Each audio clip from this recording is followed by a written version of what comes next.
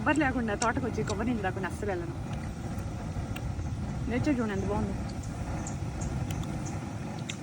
Videos చేయడానికి అసలు అవ్వట్లేదు. ఏదో షార్ట్ వీడియోస్ మీద అప్లోడ్ పెడుతున్నాను. వాటికి కస్టమర్లు ఊపి రాకుండా దిగేసామా? అర్థమైందా? ఫుల్ వీడియో తిద్దామంటే అసలు బయటికి రావడానికి కుదరట్లా. పొద్దున్నే వర్క్ వచ్చేస్తా. ఆల్మోస్ట్ మాకు 2 నెలలు అవుతుంది ఇలా మేము బయటకు వచ్చి వీడియో చేసి. బాగుంది కొబ్బరి.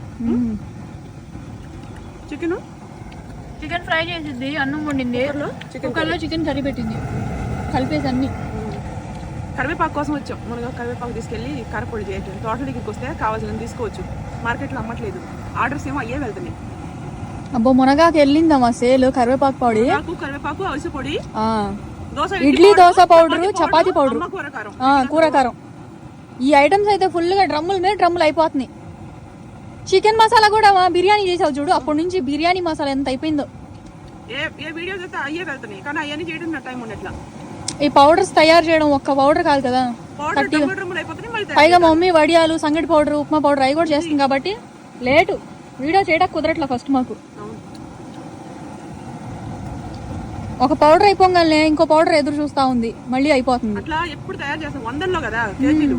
అవును, 200 కేజీలు, 300 కేజీలు ఇట్లా ప్యాకింగ్లు, మళ్ళీ మెటీరియల్ తీసుకురావడం. వెళ్ళి ఇవన్నీ అయిపోయాయి కదా అని చెప్తే మెటీరియల్ తీసుకురావాల్సి వస్తుంది. అన్ని 16, 17, 18 వెరైటీస్ తో చేస్తున్నాం కాబట్టి ఒక్కటి లేకపోయినా మళ్ళీ మార్కెట్కి వెళ్ళాలి. అది కూడా కేజీ, అర్ధ కేజీ కాదు, బస్తాల్లో.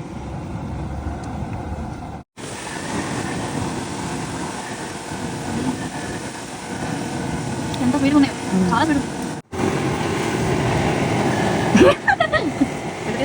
స్వీట్ కొబ్బరి. అది 2 వాటర్ స్వీట్ ఉంది.